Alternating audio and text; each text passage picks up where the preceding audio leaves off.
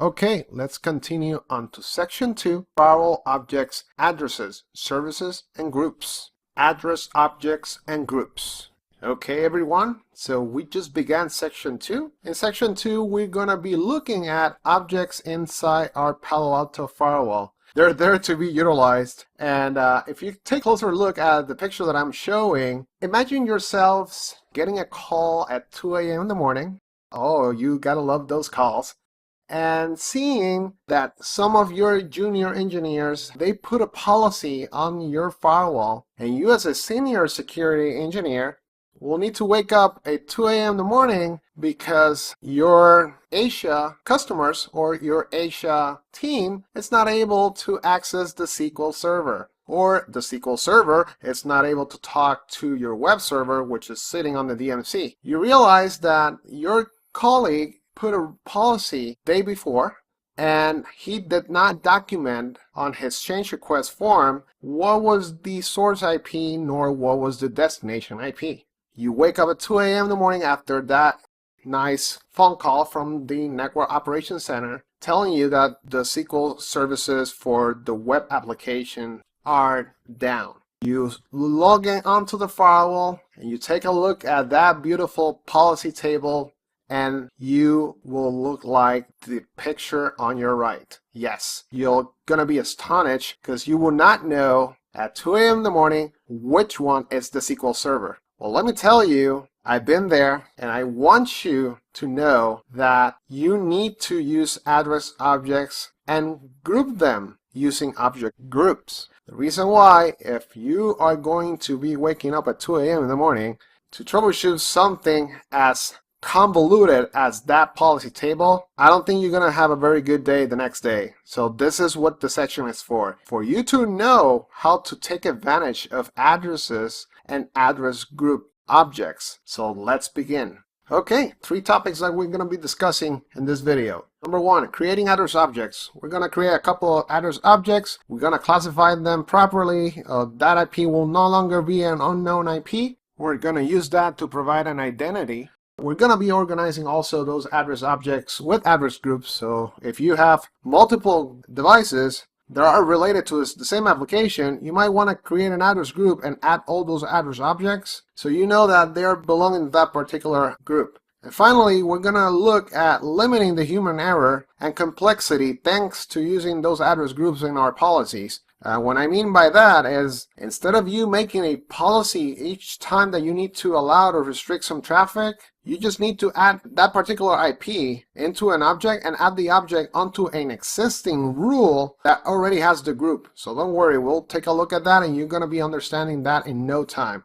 Okay, the purpose of this video is for you to understand what are address objects and how can we take advantage of them on the Palo Alto firewall. This is the scenario that we're seeing right here. We have 3 servers on the inside. Those are the IPs of those servers on the inside. And we got 3 servers sitting on the DMC. Those will be our web front-end servers. We have a customer. This customer has an e-commerce website, and this website is sitting on those 3 servers that are listening for outside requests. Those 3 servers are actually reaching those 3 inside servers, which are the application servers. So the web server needs to communicate to the application server so the data can be transmitted back and forth to the customer. So you get that good old call at 2 a.m. in the morning and you got woken up because those web servers are down. The website is actually loading, but they cannot send and receive any application input. So the user is trying to input some data. The servers are giving out a 404 error, meaning that they cannot communicate to the inside.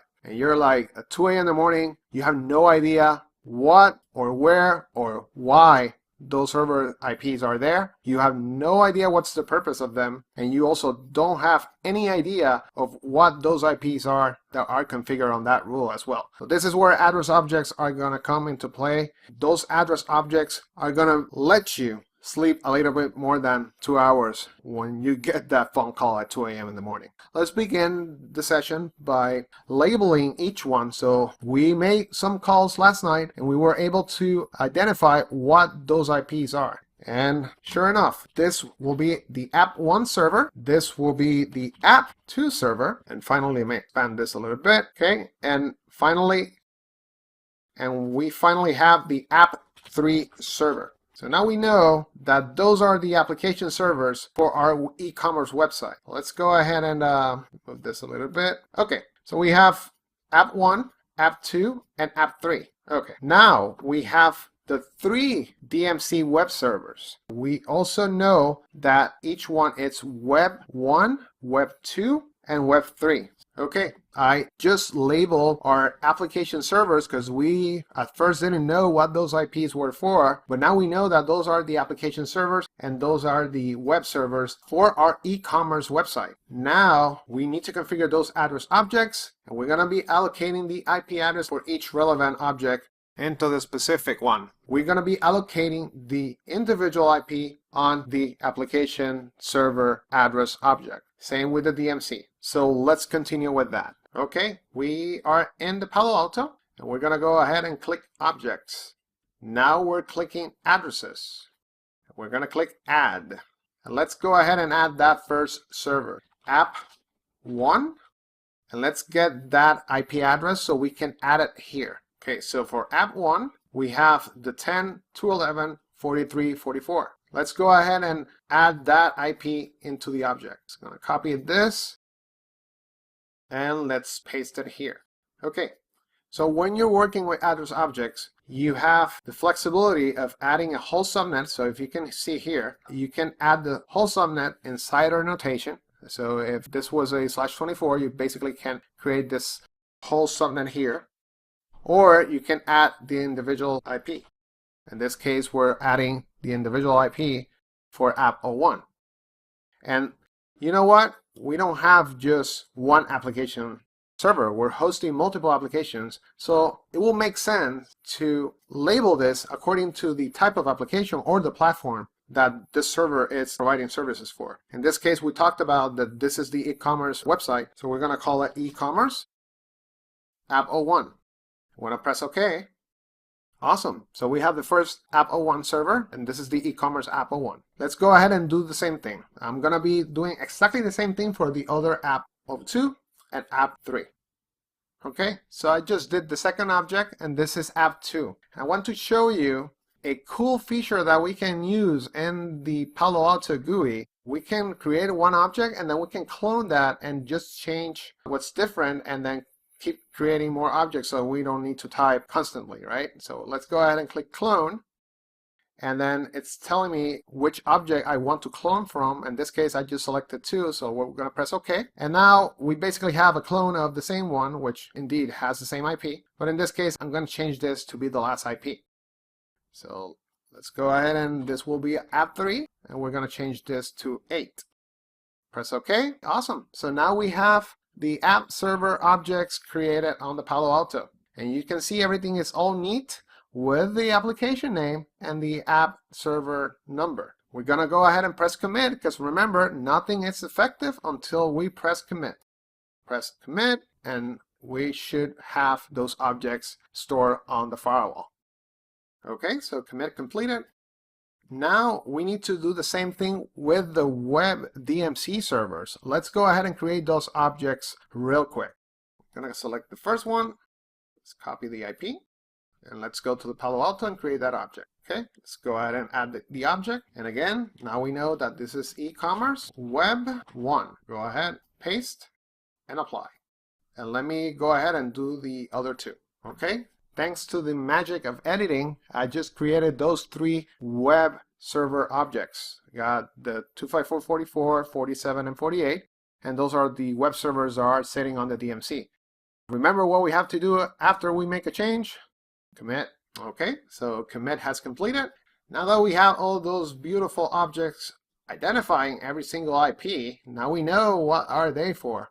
But wouldn't you like to, instead of having multiple policies, have one single policy that basically does the same thing? Isn't it easier to have a single policy that groups all those objects together, and you know that the policy for the e-commerce website is only one policy? So I think it's better to do it that way. That way it's easier to troubleshoot. don't you think? So let's go ahead and create an address group, and let's nest each individual object inside the group so we then have a more clean policy on our security tab. So let's go ahead and create an address group. Click on address group, and first we're going to create the first group is going to be our app servers group for e-commerce. So let's label that as e-commerce app servers. And then now we're going to add those objects that we previously created. Click on add. We got app 1, add again, app 2, and add again, app 3. Press OK. And now we got an address group with all our address objects inside that group. This is the relevant object group for the application servers. Let's do the same thing for the web servers. Add. We're going to call it the same way because we want to make sure that we have the same naming convention. We want to make sure that we follow a standard naming convention. So everyone agrees on the standard naming convention and no one needs to figure out any weird naming scheme that someone decided to put on an object. So let's go ahead and e-commerce again. This time it's web servers. Click on add, and we're going to select those 3 web servers that we created. And we can press OK. There you go. We got our address objects and we got our address group objects, and we're adding all relevant objects inside of that group. Do you want to see now how a policy will look like once we have this applied? Look at that. Do you notice a difference? I do notice a difference. It is clean, it is precise, and it's easy to troubleshoot. You now know that there's a single policy on your Palo Alto that provides traffic flow to the e-commerce app servers, to the e-commerce web servers. Same with policy that you want to create. So in this case, let's say we want to create a policy backwards. We're going to do a DMC to inside. Right now, the application servers are going to be able to talk to the web servers if the traffic is originating from the inside. We want to do the same thing for the DMC. Let's go ahead and create the same policy. How will that look like now that we have proper organized address objects? What a difference. What a difference. Can you see the difference? Imagine if you did not have address objects, or imagine if you do not apply address objects on your policies or address groups. Can you imagine the same rule duplicated backwards on the same policy table? Yeah, you're going to have a long night, trust me, if your firewall is looking like that. However, if you configure a firewall to look like this, you're going to have some spare time to sleep. I also want to show you why it's so important to create this type of policy where we integrate address groups and address objects. So let's say your application team told you that they expanded their application server pool, meaning that you now need to allow one extra server onto that address group in order for it to communicate to the DMC and sequentially, to the web servers. In normal scenarios where you're not applying address groups onto your firewall, you're going to have another policy just for that server. In this case, we don't need to touch the policies. We just need to add that extra address object that we're going to be creating for the new server and just add it inside the address group. Let's go ahead and do it. They provided us our application server IP, and we're going to create a new address object for that new server. Okay, we got e-commerce app 4, and they gave us .49 as the IP of the server. Okay, now the only thing that we need to do is add this object inside the address group object. Click on App Servers Object Group, click Add. Let's find the app, e-commerce, app 4, click OK. Let's click Commit.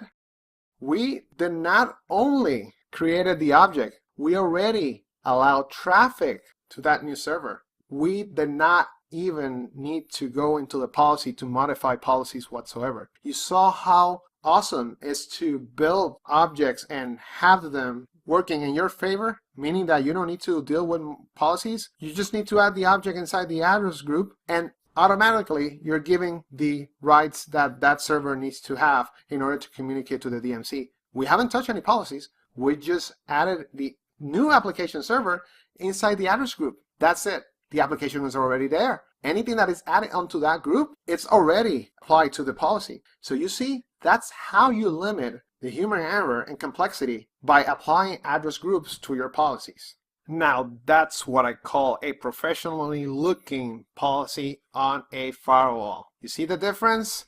Make sure you apply it, and trust me, you'll have more time to sleep at night.